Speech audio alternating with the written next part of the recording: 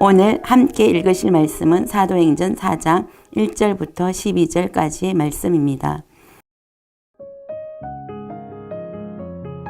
사도들이 백성에게 말할 때에 제사장들과 성전 맡은 자와 사두개인들이 이르러 예수 안에 죽은 자의 부활이 있다고 백성을 가르치고 전함을 싫어하여 그들을 잡음에 날이 이미 저물었으므로 이튿날까지 가두었으나 말씀을 들은 사람 중에 믿는 자가 많으니 남자의 수가 약 5천이나 되었더라. 이튿날 관리들과 장로들과 서기관들이 예루살렘에 모였는데 대제사장 안나스와 가야바와 요한과 알렉산더와 및 대제사장의 문중이 다 참여하여 사도들을 가운데 세우고 묻되 너희가 무슨 권세와 누구의 이름으로 이 일을 행하였느냐.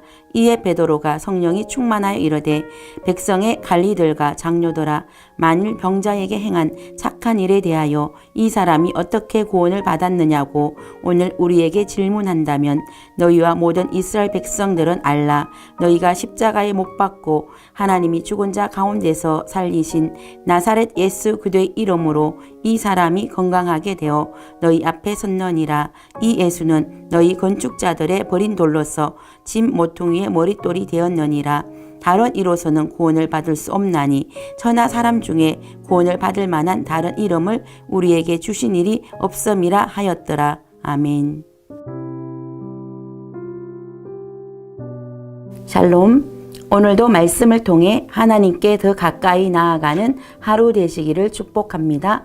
저는 오늘 본문 말씀을 통해 오직 예수라는 제목으로 말씀을 묵상해 보기 원합니다. 앞서 우리가 살펴본 사도행전 3장에는 성전 미문에서 구걸하던 선천성 안전뱅이를 일으킨 이적이 기록되어 있었습니다.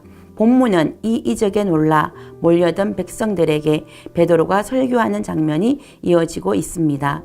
그런데 사도들이 예수 안에 죽은 자의 부활이 있다고 백성들을 가르치는 것을 싫어하는 제사장들과 성전 맡은 자와 사두개인들이 사도들을 잡아 2일 동안 감금했다는 말씀으로 시작합니다. 왜 제사장과 성전 맡은 자와 사두개인들은 예수님의 부활 소식을 전하는 것을 싫어했을까요? 첫째, 제사장들은 사내들인에 속한 권력자들로서 성전에서 모든 예배의식을 집행하는 성직자들입니다. 이들의 입장에서 봤을 때 당시 종교 체제로부터 아무런 합법적인 권위도 인정받지 않은 사도들이 성전에서 많은 군중을 모아놓고 연설을 한다는 것은 그들의 권한을 침해하는 행위였습니다. 또한 이들은 그리스도를 십자가에 못 박아 죽이는 일에 앞장섰으며 복음에 대하여 언제나 적대자 노릇을 하였습니다. 이때도 사도들의 복음 전파를 방해하고자 나타난 것입니다. 당시 제사장들과 사두개인들은 로마 정부와의 협력하에 정치적, 경제적 권력을 쥐고 있었기 때문에 자신들의 현상 유지에 급급하였고 그들의 기득권을 침해할 것 같은 사람들이 나타나면 거침없이 대적하였습니다. 둘째, 성전 맡은 자는 성전 수비대의 우두머리를 가리킵니다. 신약시대의 성전 맡은 자란 사두개파에 해당하는 레위인들로 구성된 성전의 경비를 맡은 자들을 총괄하는 사람으로 성전 내에서의 법과 치안을 유지하는 전체 책임자를 가리킵니다. 대제사장이 유대교 내에서 서열 제1위이고 성전 맡은 자 역시 제사장 중에 한 사람으로서 대제사장 바로 다음가는 서열 제2위입니다.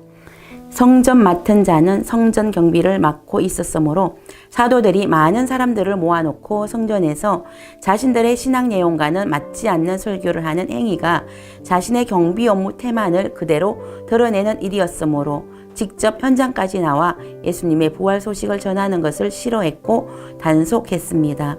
셋째, 신약시대의 사두개인들은 유대교의 한 종파로서 정치적이고 경제적인 막강한 실권을 가지고 있었습니다. 그들은 자신들의 기득권을 유지하기 위해 유대를 지배하고 있던 로마와 긴밀한 관계를 유지하고 있었습니다. 그들은 유대의 다른 종파들과 달리 다음과 같은 사항들을 부인하였습니다. 몸의 부활, 영혼의 불멸성, 천사의 존재, 애정론이나 숙명론, 모세 오경을 제외한 다른 성경이나 구전을 부인했습니다.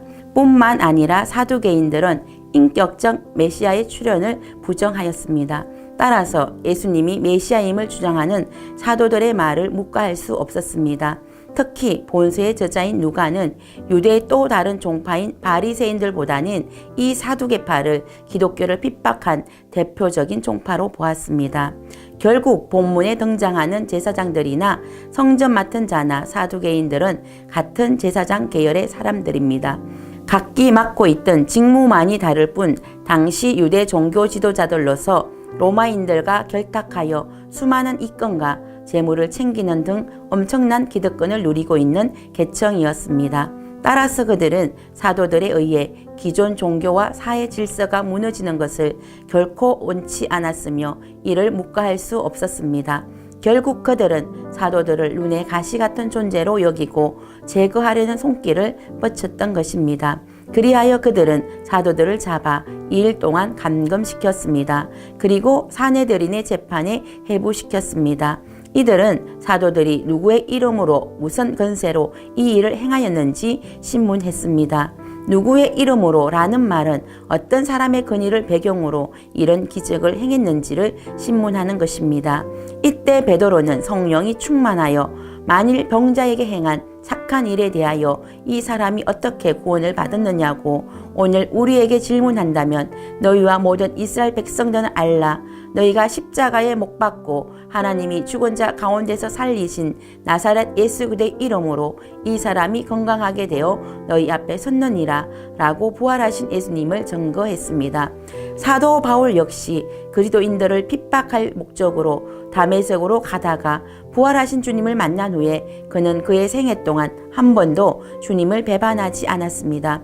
그가 핍박자일 때 만난 그 부활의 주님을 증거하는 부활의 증인이 되었습니다. 오직 예수님만이 우리를 구원하실 수 있는 유일한 분이심을 증거했습니다. 대제사장과 성전 맡은 자들과 사두개인들은 사도들이 부활의 주님을 증거하는 것을 방해하고 싫어하며 감금시켰지만 오직 예수 그리스도만이 우리의 유일한 구원자이며 다른 이름을 우리에게 주신 일이 없다고 증거했을 때 이 말씀을 들은 사람들 중에 믿는 자가 남자의 수만 5,000명이나 되었습니다.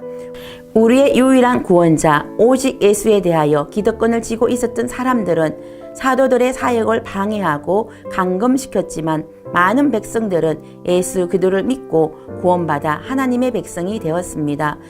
그러므로 여러분도 여러분의 유일한 구원자 예수 그리스도를 믿고 구원을 받을 뿐 아니라 여러분의 유일한 구원자 오직 예수 그리스도를 전하는 삶을 살 수 있기를 축복합니다.